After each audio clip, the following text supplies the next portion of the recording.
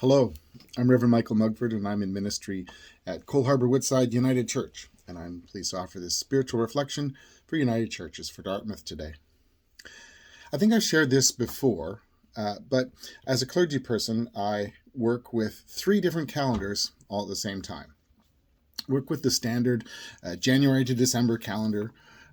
There's a pastoral calendar that runs from July to June, and a liturgical calendar that runs from the beginning of Advent until the reign of Christ, which is usually December or until end of November.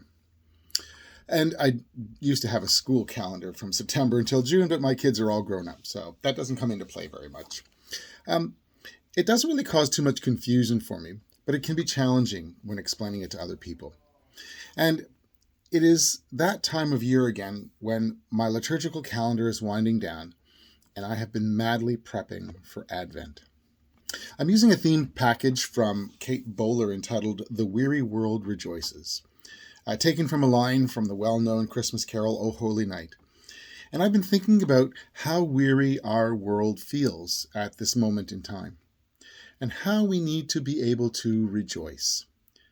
The Advent Christmas season is really a time when we try and focus less on the troubles of the world and maybe think a little bit more about the hope, the joy, the peace, and the love. Even better than just thinking about those things would be if we chose to work harder on those ideals over the weeks of Advent and Christmas. I wonder what it would look like if the weary world were given the chance to rejoice.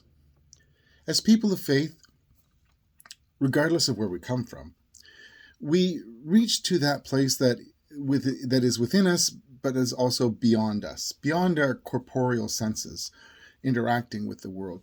And we reach deep into the place that is within us that is hard to define and describe sometimes. The best we've come up with, in my opinion, is the soul or the spirit, the divine within, even.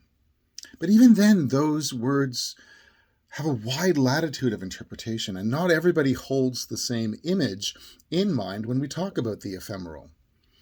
But that should not keep us from trying to engage. Such a great number of groups, faiths, and cultures observe the specialness of this time of year. Muslims, Jews, and Christians, but also Wicca, Zoroastrians, African Americans, Buddhist, indigenous people. The list is too large to enumerate here. But so many of us recognize the very specialness of this time. This time could truly unite the ideas and the ideologies that identify the wonderful diversity of life.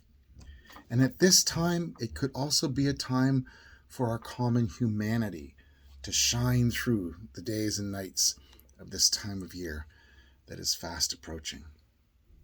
Just some thoughts for us today. Peace.